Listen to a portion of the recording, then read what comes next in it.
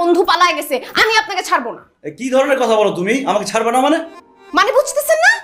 সকালবেলা ঘুম থেকে উঠে দেখি আপনার বন্ধু গায়েব হয়ে গেছে, পালায় গেছে। তারপর বারবার ফোন দিই না, দেখি ফোন বন্ধ। ওই পাশ থেকে বলতেছে এই নম্বরটিতে সংযোগ দেওয়া সম্ভব না, সে পালিয়ে গেছে, তার বন্ধু তো আছে। ও মাই গড, রাস্তা তাহলে ভাগছে। এখন কি হবে? কোন বিপদে পড়লাম? আচ্ছা আমি একটু ফোন দিয়ে দেখি। দুঃখিত, কাঙ্ক্ষিত নম্বরটিতে এই মুহূর্তে সংযোগ বললাম ফোন তো বন্ধ। আরেকবার দেন। Sorry, the number you dialed is currently কি ব্যাপার, দরজা খোলা ছিল কেন?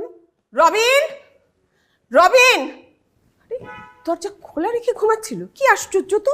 রবিন, এই রবিন! আমাকে ডাকে কে? ও রে আল্লাহ!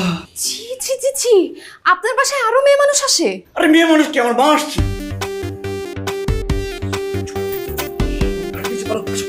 বক্স খাটতো না, না না বাথরুম আমার জায়গা হবে না।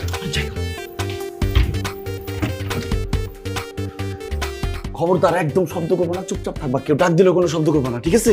চুপ চুপ চুপ, লোকা থাকো। মা! রবিন! এই মা, তুমি এত সকাল সকাল চলে আসছো কেন? বাবা কোথায়, আসেনি?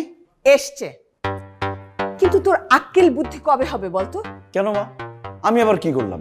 আমার কিন্তু যথেষ্ট জ্ঞান বুদ্ধি আছে।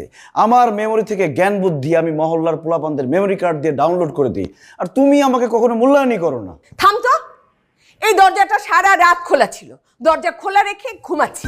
চোর এসে যদি সবকিছু চুরি করে নিয়ে যেত? দরজা খোলা ছিল, আমি তোমার দরজা খোলা রেখে ঘুমাইনি। তাহলে আমরা ঢুকলাম কি করে? অ্যাক্টিং করতে গিয়ে কি ধরা পড়ে গেলাম নাকি? কিরে চুপ করে গেলি যে? বুঝতে পেরেছি, আমরা কেউ বাসায় ছিলাম না, তুই মহল্লার সব ছেলে